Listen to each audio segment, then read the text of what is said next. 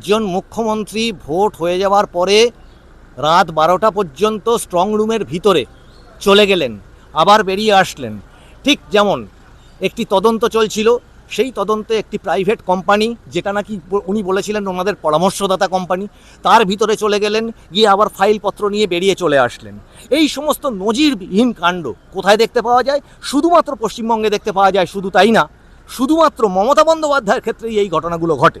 ভারতবর্ষে বহু মুখ্যমন্ত্রী আজকে স্বাধীনতার পর থেকে বহু ঘটনার সাক্ষী এই ভারতবর্ষের নাগরিকরা, কিন্তু এই রকম অভূতপূর্ব নজিরবিহীন সংবিধান বিরোধী বিভিন্ন রকমের কাজকর্ম এবং আচরণ এই সমস্ত মানুষ দেখতে সবসময় অভ্যস্ত ছিল না, যা পরতে পরতে তাদের চমক সৃষ্টি করে।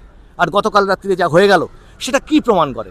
যে মানুষকে দীর্ঘদিন তাদের কোনো রকম মত জানাতে দেওয়া হয়নি, আজকে মানুষের মতের ওপরেই কি তার মানে তার কোনো বিশ্বাস নেই? এই সমস্ত প্রশ্নগুলো নিয়ে আমরা একান্তভাবে পেয়েছিলাম বিজেপির রাজ্যের লকেট চ্যাটার্জিকে। শোনা যাক তিনি কি বললেন। দিদি, এই যে স্ট্রং রুমে কালকে যে ঘটনাটা ঘটলো, এটা একটা নজিরবিহীন। কারণ ভারতবর্ষে বোধহয় কোনো মুখ্যমন্ত্রীকে এইভাবে রাত 12টার সময় স্ট্রং রুমের ভিতরে ঢুকে যেতে দেখা যায়নি, এবং কোনো একটি প্রাইভেট দপ্তরে গিয়ে ফাইল হাতে করে নিয়ে তদন্তের সময় সেটাও বেরিয়ে আসতে দেখা যায়নি, যেটা সুপ্রিম কোর্টও বলেছে নজিরবিহীন। তাই এই বিষয়টা নিয়ে কি মনে হয় যে দিদি, যে ওনার কোনো কনফিডেন্সের জায়গাটা কমে যাচ্ছে, যেখানে 15 বছর পর উনি রাজত্ব করবার পর মানুষের রায়কেও বোধহয় বিশ্বাস করতে পারছেন না? দেখুন, এই ধরনের ব্যবহার দেখে পরিষ্কার মনে হচ্ছে যে এই সরকার কোথা থেকে একটা প্যানিক আছে এবং হার অলরেডি স্বীকার করে নিয়েছে, এবং যখন বিরোধী দলনেত্রী ছিলেন যেভাবে ব্যবহার করতেন সেভাবে ব্যবহার অলরেডি আমরা দেখতে পাচ্ছি। এবং সেটা দেখে, কারণ মানুষ এটা দেখিয়ে দিয়েছে, মানুষ সেদিনকে 29 তারিখে মানুষ যে ভোটের সময় যে আবহাওয়া ছিল পুরো, সেটাই মানুষ দেখিয়ে দিয়েছে যে হ্যাঁ, আমরা পরিবর্তন চাইছি এবং ভারতীয় জনতা পার্টি সরকার আসছে, এবং এটার জন্যই এরকম প্যানিক ওনার চলছে। 93% যে ভোট, রেকর্ড ভোট স্বাধীনতার পরে, এতে তো ধরুন যে কোনো শাসক দলও যদি সে থেকে থাকে, তো মানুষকে তো সে অভিনন্দন জানাতে পারত। তা না করে আজ পর্যন্ত তাদের কাছ থেকে কোনো অভিনন্দন বার্তা পাওয়া যায়নি। গোটা প্রচার কর্মসূচিতে মানুষকে শুধু হুমকি শোনা গেছে। এই বিষয়ে এটা তো পরিষ্কার বুঝতে পেরেছেন যে এবারের নির্বাচনে মানুষ আস্তে আস্তে সরে গেছে, তাদের পায়ের তলার থেকে মাটি চলে গেছে। বারবার 15 বছরে অনেকবার ছাপ্পাবাজি করে টেরে বিভিন্নভাবে তারা চেষ্টা করেছিল, কিন্তু এভাবে ছাপ্পাবাজি মানে ছাপ্পা ভোট করা বা এসব করার মধ্যে কোনো রকমের ধমকি হুমকি দিয়েও কোনো রকমের কিচ্ছু করতে পারেনি। মানুষ তার ভোটাধিকার ভোট বাক্সে প্রয়োগ করেছে।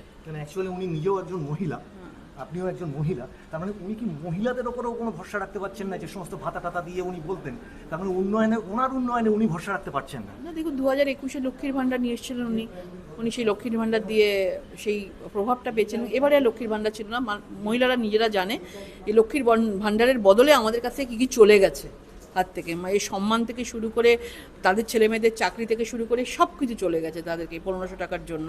আর এরম নয় যে 1500 টাকা মানে শুধু মমতা বন্দ্যোপাধ্যায় দিতে পারে আর কেউ দিতে পারে না। তো এই সব জিনিস দেখে মহিলাদের ভোটটা আস্তে আস্তে কিন্তু মুখ ফিরিয়ে নিয়েছে মমতা বন্দ্যোপাধ্যায়ের থেকে, এবং আমার মনে হয় যে সেটা উনি খুব ভালোভাবেই বুঝতে পেরেছেন। এবারের পশ্চিমবঙ্গের মহিলা ভোটাররা আমাদের নরেন্দ্র মোদীজির দিকে তাকিয়ে আছে। দিদি, সবশেষে একটা প্রশ্ন, সবার প্রিয় লকেট দিদির অনেক তো এক্সিট পোল বেরোচ্ছে, লকেট দিদির এক্সিট পোলটা কি? না, ভারতীয় জনতা পার্টির সরকার হচ্ছে, এটা একদম 200% কনফার্ম। যে যার মতন করে তো সংখ্যা বলছে, তবে আমাদের পশ্চিমবঙ্গের একটা জায়গা আছে যে সব জায়গায় একটা ওয়ান সাইডেড ভিক্টরি একটা হয়, এবং সে জায়গায় আমাদের 190-200 দিকেও আমরা চলে যেতে পারি, যেরকম আমরা লোকজনকে দেখতে পাচ্ছি। অনেক ধন্যবাদ দিদি, মানুষের ভাষার তরফ থেকে। যে কথাটা আমরাও বারবার করে উল্লেখ করি, ল্যান্ডস্লাইড ভিক্টরি, কারণ বাংলা পশ্চিমবঙ্গ কখনো ফ্র্যাকশন ম্যান্ডেট দেয় না। লকেট চ্যাটার্জি, মাননীয়া লকেট চ্যাটার্জি, তিনিও সেইটারই বলা যায় তার মতো করে একটা এক্সিট পোল ঘোষণা করলেন, এবং এখানে বিজেপি রাজ্য দপ্তরে যাদের কাছেই আমরা তাদের মতামত জানতে চাইছি না কেন, সকলেই আশাবাদী, এবং মানুষকে যে দীর্ঘদিন তাদের মতামত জানাতে দেওয়া হয়নি, বিভিন্ন রকমের বঞ্চনা, চুরি, বিভিন্ন রকমের কেলেঙ্কারি, বিভিন্ন ধরনের ক্রাইম, সমস্ত জিনিসের ক্ষেত্রে তাদের অপরাধীদের পক্ষে থাকা ওই তৃণমূল সরকার, ফলত মানুষের ভিতরে পুঞ্জীবিত হয়ে ওঠা যে ক্ষোভ, সেই ক্ষোভটাই কিন্তু ওই সরকারের বিরুদ্ধে ইভিএম বাক্সে জমা পড়েছে বলে তাদের সকলের বিশ্বাস। আপনারা এই চ্যানেলটিকে লাইক করুন, শেয়ার করুন, আপনাদের মতামত সমস্ত জানান।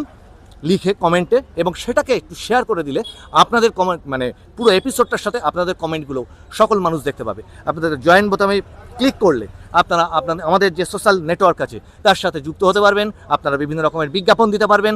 আর একটি অনুরোধ, এই নিচে যে নাম্বারটি আছে এটি হচ্ছে একটি বিজ্ঞাপন দাতার ফোন নাম্বার।